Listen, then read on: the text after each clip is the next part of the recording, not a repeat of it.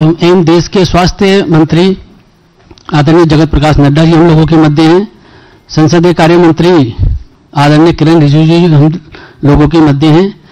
देश के वाणिज्य मंत्री आदरणीय पीयूष गोयल जी हम लोगों के मध्य हैं।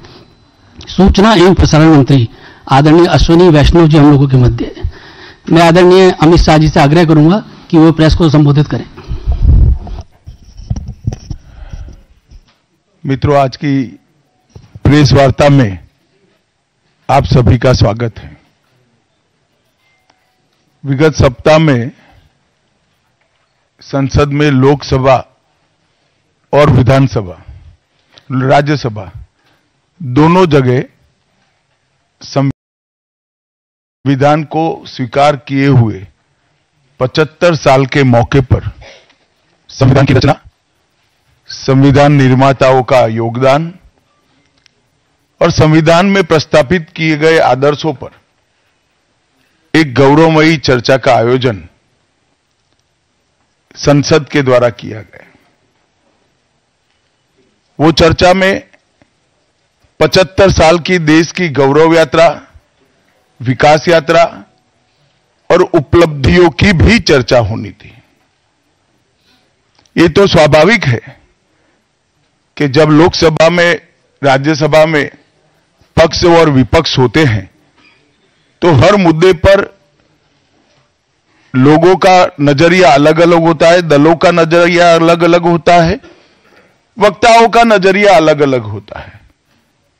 मगर संसद जैसे देश के सर्वोच्च लोकतांत्रिक फोरम में जब चर्चा होती है तब इसमें एक बात कॉमन होती है कि बात तथ्य के आधार पर होनी चाहिए और बात सत्य के आधार पर होनी चाहिए। कल से कांग्रेस पार्टी ने जिस तरह से तथ्यों को तोड़ मरोड़ कर रखने का प्रयास किया है, ये अत्यंत निंदनीय है और मैं इसकी निंदा करना चाहता हूं। ये क्यों हुआ? क्योंकि भारतीय जनता पार्टी के वक्ताओं ने संविधान पर, संविधान की रचना के मूल्यों पर, और जब जब कांग्रेस या भारतीय जनता पार्टी का शासन रहा तब शासन ने संविधान के मूल्यों का किस तरह से मूल्यांकन किया, संरक्षण किया और संवर्धन किया, इस पर फैक्ट के साथ भारतीय जनता पार्टी के वक्ताओं ने अनेक उदाहरणों के साथ जनता के सामने विषय रखे और उसमें वो तय हो गया कि कांग्रेस पार्टी आंबेडकर जी विरोधी पार्टी है, कांग्रेस पार्टी आरक्षण विरोधी पार्टी है, कांग्रेस पार्टी संविधान विरोधी पार्टी है, कांग्रेस पार्टी ने सावरकर जी का भी अपमान किया, कांग्रेस पार्टी ने आपातकाल डालकर संविधान के सारे मूल्यों की धज्जियां उड़ा दी, नारी सम्मान को भी सालों तक दरकिनार किया, न्यायपालिका का हमेशा अपमान किया, सेना के शहीदों का अपमान किया और भारत की भूमि तक को संविधान तोड़कर विदेशी देशों को देने की हिमाकत कांग्रेस पार्टी के शासन में हुई। जब ये पूरा सत्य उजागर हो गया तब कल से कांग्रेस पार्टी ने फिर एक बार अपनी पुरानी पद्धति को आजमाते हुए बातों को तोड़ मरोड़ कर और सत्य को असत्य के कपड़े पहनाकर समाज में भ्रांति फैलाने का एक कुत्सित प्रयास किया है। संसद में जब चर्चा हो रही थी, ये सिद्ध हो गया कि बाबा साहेब आंबेडकर का कांग्रेस ने किस तरह से पुरजोश विरोध किया था। बाबा साहब के न रहने के बाद भी किस प्रकार से कांग्रेस ने बाबा साहब को हाशिए पर धकेलने का प्रयास किया। जब संविधान सभा अपना काम कर चुकी, चुनाव हुआ 1951-52 में और 54 में, दोनों बार कांग्रेस ने बाबा साहब को हराने के लिए कोई कसर नहीं छोड़ी। यहां तक कि फ्रेंडली चुनाव होता है, स्पिरिट वाला चुनाव होता है, ऐसा चुनाव भी नहीं था। विशेष प्रयास किया गया और वो उनकी हार को सुनिश्चित किया गया। जहां तक भारत रत्न देने का सवाल है, कांग्रेस के नेताओं ने कई बार खुद ही अपने आप को भारत रत्न दिए हैं। 55 में नेहरू जी ने खुद को भारत रत्न दे दिया, 71 में इंदिरा जी ने खुद को भारत रत्न दे दिया और 1990 में बाबा साहब को भारत रत्न तब मिला जब कांग्रेस पार्टी सत्ता में नहीं रही और भारतीय जनता पार्टी के समर्थन वाली सरकार थी। 1990 तक कांग्रेस पार्टी बाबा साहब को भारत रत्न न मिले इसका बड़े जतन से प्रयास करती रही, यहां तक कि बाबा साहब की जयंती को भी 100वीं जयंती को भी मनाने का मना ही कर दिया गया। नेहरू जी की अंबेडकर जी के प्रति नफरत जग जाहिर है। नेहरू जी की खुद की किताब selected works of Jawaharlal Nehru second series volume 16 इसके भाग 2 की पृष्ठ संख्या 532 पर एक पत्र का उल्लेख है, जब बीसी राव ने नेहरू जी को पत्र लिखकर कहा कि अंबेडकर जी मंत्रिमंडल से इस्तीफा देकर जाने का मन बना रहे हैं, तब नेहरू जी का एक जवाब था, अंबेडकर के जाने से मंत्रिमंडल में कोई फर्क नहीं पड़ने वाला है। अंबेडकर जी के महान योगदान का मूल्यांकन जवाहरलाल जी किस तरह से करते थे, इससे बड़ा कोई उदाहरण नहीं हो सकता। जब पंडित जी की एक और किताब को पढ़ते हैं, लेटर टू चीफ मिनिस्टर में एक उल्लेख है, बंबई के मेयर ने एक पत्र में बाबा साहब के अंबेडकर के जन्मस्थान महू में उनका स्मारक बनाना चाहिए ऐसा सुझाव दिया। 18 जून 1959 को पंडित जी ने कहा, सरकार के लिए स्मारक स्थापित करना बिल्कुल सामान्य बात नहीं होगी, आमतौर पर स्मारक निजी पहल से किया जाता है। अपने परिवार के चाहे कोई भी सदस्य हो, नेहरू जी हो, इंदिरा जी हो, संजय गांधी हो, राजीव गांधी हो, कई सारे लोगों के लाखों स्मारक देश के अंदर बनाने वाले परिवार के मुखिया कहते हैं कि आमतौर पर निजी पहल पर स्मारक बनाया जाता है, क्योंकि ये स्मारक B.R. आम्बेडकर जी का था। मित्रों, जब एक दूसरा उदाहरण मैं देना चाहता हूं, एक सर्वदलीय मंत्रिमंडल पहली देश की कैबिनेट बनी जिसमें बाबा साहेब आम्बेडकर भी सदस्य थे, नेहरू जी प्रधानमंत्री थे। नेहरू जी की किताब selected works of Jawaharlal Nehru में एक और उल्लेख आता है, नेहरू जी के आश्वासन के बावजूद आम्बेडकर जी को कोई महत्वपूर्ण विभाग नहीं दिया गया और ये स्पष्ट इसके अंदर उल्लेख है कि सरकार की नीतियों, विशेषकर विदेश, रक्षा और अनुसूचित जाति और जनजाति से जुड़ी हुई नीतियां और 370 के खिलाफ आम्बेडकर जी थे। जब एक और कांग्रेस पार्टी है, बाबा साहेब आम्बेडकर का कोई स्मारक जब तक कांग्रेस सत्ता में रही बड़ा नहीं बना। जहां जहां विपक्ष की सरकारें आती गई, स्मारक बनते गए।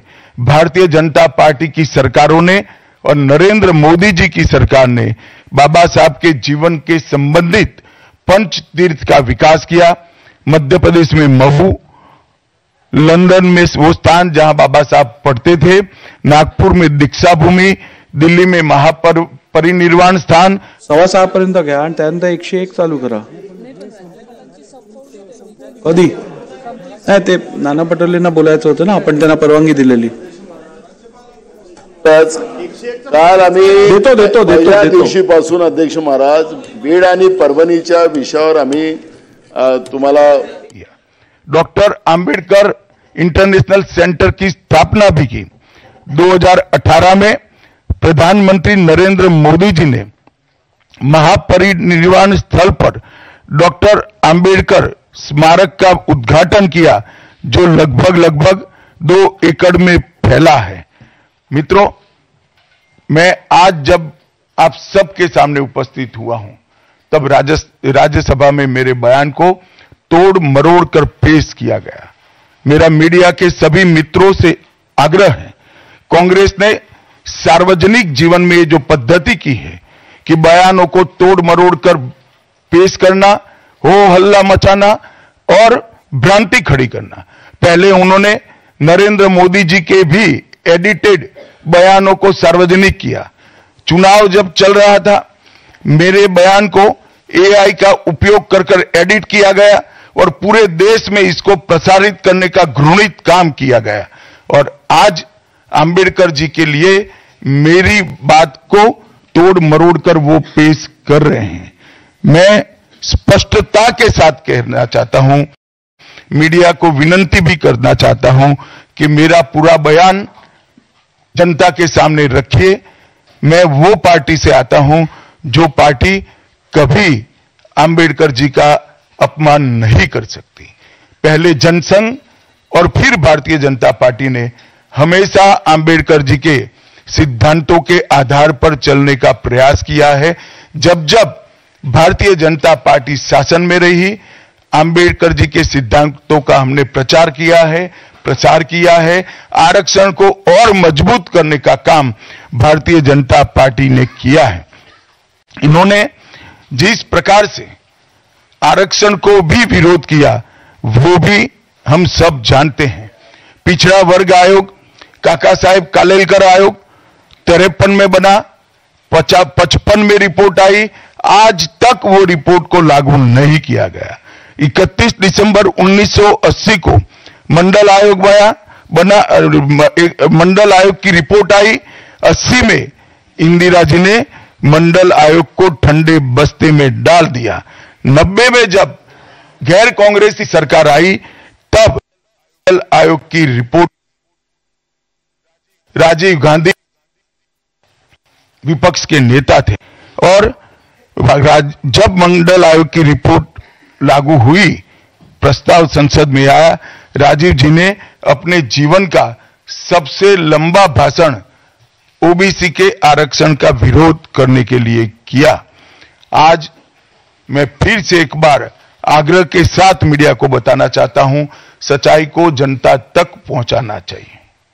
मेरी पूरी बात बहुत स्पष्टता के साथ, कोई कंफ्यूजन के बगैर राज्यसभा के रिकॉर्ड पर है। आज भारतीय जनता पार्टी के सैकड़ों कार्यकर्ताओं ने ट्वीट कर भी इस सत्य को लोगों के बीच में पहुंचाया है। और जिन्होंने जीवन भर बाबा साहेब का अपमान किया, जिन्होंने जीवन भर बाबा साहब के सिद्धांतों को दरकिनार किया, जिन्होंने जब तक सत्ता में रहे बाबा साहब को भारत रत्न मिलने नहीं दिया, जिन्होंने जब तक सत्ता पर रहे आरक्षण के सिद्धांतों की धज्जियां उड़ाई, वो लोग आज बाबा साहेब आंबेडकर के नाम पे भ्रांति फैलाना चाहते हैं। मैं कांग्रेस के अध्यक्ष खड़गे जी को भी कहना चाहता हूं, खड़गे साहब, आपका तो कम से कम दायित्व तो बनता है, क्योंकि आप उस वर्ग से आते हो जो वर्ग के लिए बाबा साहब आंबेडकर जी ने पूरा जीवन समर्पित किया। आपने कम से कम कांग्रेस के एक कुत्सित प्रयास में सपोर्ट नहीं करना चाहिए था। मुझे बड़ा दुख है कि आप भी राहुल गांधी जी के दबाव में इसके अंदर शामिल हुए हो। मित्रों, आज जब हम सब यहां बैठे हैं, मैं फिर से एक बार कहना चाहता हूं, कांग्रेस के पास इस संविधान के ऊपर की चर्चा में बाबा साहेब आंबेडकर विरोधी कांग्रेस है, इसका कोई जवाब नहीं बचा। संविधान विरोधी कांग्रेस है, इसका कोई जवाब नहीं बचा। कांग्रेस आरक्षण विरोधी है, इसका कोई जवाब नहीं बचा। कांग्रेस सावरकर विरोधी है, इसका भी कोई जवाब नहीं बचा। कांग्रेस ओबीसी विरोधी है, उसका भी कोई जवाब नहीं बचा। आपातकाल का पाप कांग्रेस के ही समय में हुआ, इसका भी कोई जवाब नहीं बचा। नारी सम्मान का विरोध भी कांग्रेस ने ही किया, वो प्रस्तापित हो गया। न्यायपालिका का अपमान ही कांग्रेस ने ही किया। वो भी प्रस्तापित हो गया।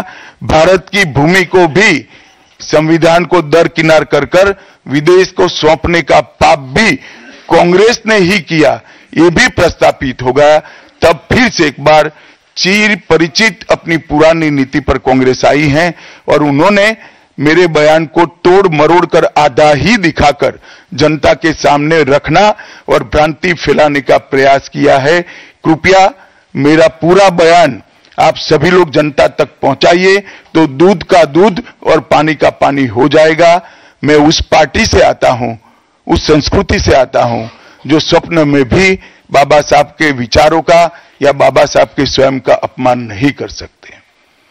हम जानते हैं कि देश के संविधान को समावेशी बनाने में देश के पिछड़े वर्ग को, दलितों को, आदिवासियों को, गरीबों को और वंचितों को न्याय दिलाने के लिए और देश के लोकतंत्र की नींव को इतनी नीचे तक गहरी पहुंचाने में बाबा साहब का बहुत बड़ा योगदान है।